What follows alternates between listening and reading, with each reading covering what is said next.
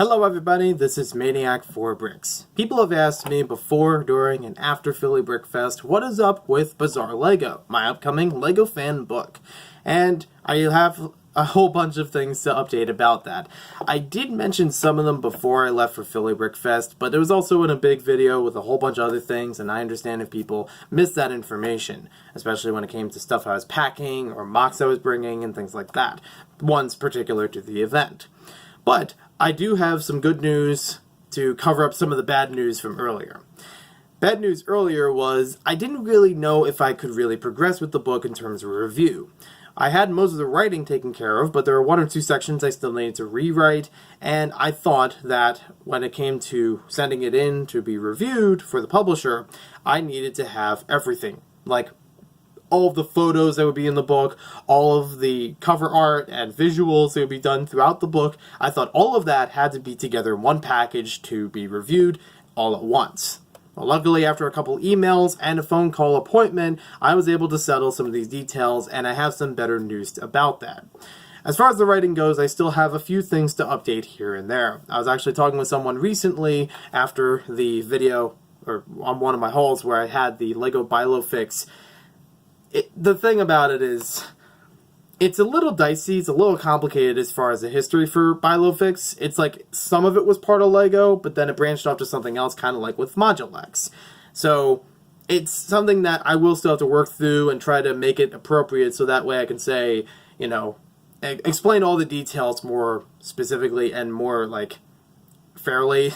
You know, I explained some of it beforehand, and I can understand why some people may have not known about it because it may or may not have been an actual Lego product. Even this itself, I've seen sometimes on a Lego database, but it's still uncertain. So it is something that when in the discussion, it is something I can include in the book and at least have some, maybe like, if anything, maybe a paragraph or like less than half a page that would be dedicated to this with the photo. So I think it'll still be good to have. I don't feel like I wasted my money on something that wasn't even Lego here, because Bilofix for some portion was Lego, and this may or may not fall in that umbrella. So we'll have, you know, things like that I need to add into the book, like just to be sure that I got all the information as I needed to, that it's cited properly, because I do have a bibliography that I've been developing, but still need to organize it, and a whole bunch of other things just to make the book sound nicer when it's read. So when that is taken care of, I can send that in and get that reviewed. Good. So I don't have to worry about the visuals and photography just yet. I still have to work through somebody that's going to actually help me with setting all that up and getting the right photos and getting it very clear and high quality, so that way it's a lot easier for you when you guys read it. As far as the cover art and visuals go, visuals meaning not just the photography, because that is a big visual in the book, but rather the stuff that would be more like computer drawn, or would be like, if there's a timeline, you know, making a line across and lining up everything along there and things like that. That kind of visuals. That is still being processed with the cover art, and luckily I have Kevin Hinkle on board with it. Yes, so the Kevin Hinkle. I'm happy to work with him on this. I think he'll really enjoy the project, and I'm really looking forward to, you know, giving him a little bit of credit for that as well. He's also been a good resource when it comes to some Lego information to help me confirm and deny some of the things that I've listed in the book. So it's also been a good source just to see that I'm going the right way with this. Nothing that's going to be too controversial or misunderstood or lacking any detail with that. So I'm really happy that he's been on board with this and really supports the project. I've even had a couple other people I talked to at Philly Brick Fest that are also, you know, good sources of Lego information outside of myself and my research. So I'm happy to include that in, as well as, you know, the credit to their information as well. So things like that. Even Kevin Hinkle lent me the copy of Lego Universe Official Strategy Guide, which some of it will be included in the Bizarre Lego book, but also it's also for another project that he and I have been working on, for a video project on the Brick Theorist later on. So I'm really happy that he's been a great support so far, and I'm hoping I can do as much for him as he's been doing for me in the near future. So that's pretty much where we're at right now, and, you know, I will still work through all of that photography, visuals, and all that stuff at a leisurely pace. Try to make it nice and easy, but also make it very clear, so that way I don't, haste makes waste, as that sort of thing goes. But at least now I can get the writing in and, touch up a few things here and there, but at least have that being reviewed without having to worry about the other stuff.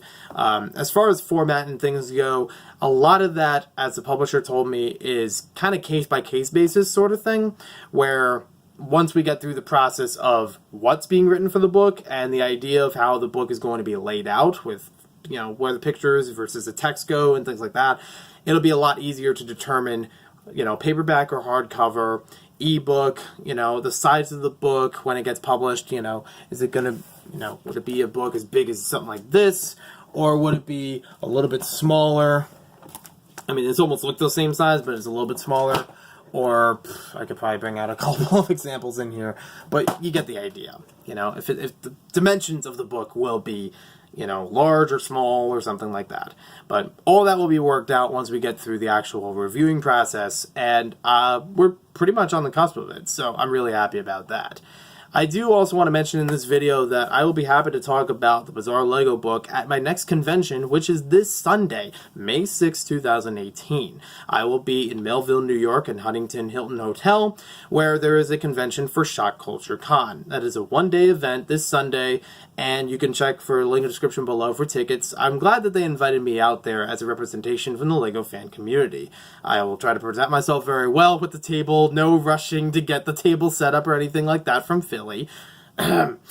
But I will definitely have some cool stuff to show there. It won't have this specifically from the Bizarre Lego book, but I do have one or two other things I think people will enjoy seeing there that will just be a nice little taste. Like, I won't have the cover art yet to show for the book, there, but it'll be part of the exhibit, part of the table I have set up there, where it's like, you want to learn more about little known Lego facts? Check out my book, or some sort of thing like that. I don't know if it's going to be that corny, but, something that'll be, enticing, something that'll be, intriguing. But there'll also be a couple pop culture related things, like I had the Bart Simpson and, maybe the vignettes that I could bring along so people are familiar with the pop culture aspect of it and, being done in Lego. So it'll be familiar territory with that.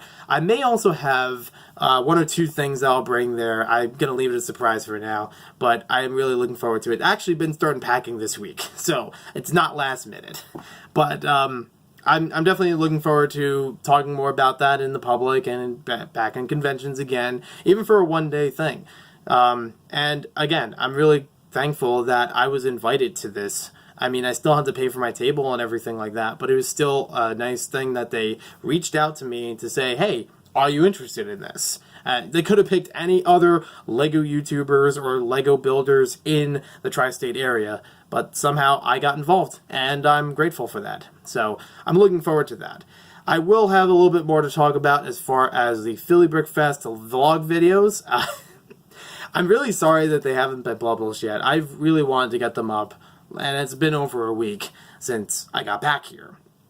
So the reason why they haven't been published, and it's been taking me longer for them to be edited, I mean, other than doing a couple other things here and there, mostly it's been because they've had a hard time of editing. Some of them just haven't gone through my editor by the right video format and things like that. So some of them have had to convert and then do it all over again to splice them together, make it not boring or anything like that. So I'm trying my best to make it a nice, easygoing video, get from one thing to another, and, still make it exciting all the way through. That's why there hasn't been anything past the Day 2 Part 1.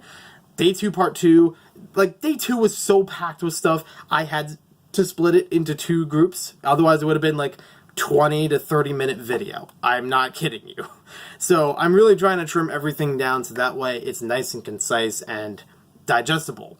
I unfortunately don't have any video from all of the displays that were there. I didn't get enough time to actually go around to see everything and have it on camera, but I did get to see some that were displays there, from Robbie Blocks to Brickstar, and they've been doing a really good job with all of their videography. I do recommend you check out those channels in general because they're great people. I really had a good time with them during the weekend, as well as many others. And but if you wanted to see the specific mocks that were there, those guys really covered a lot of ground. So thank you for watching this video. Hope you guys enjoyed it. Hopefully that updates on a couple things here. And we'll see you next time with more LEGO videos.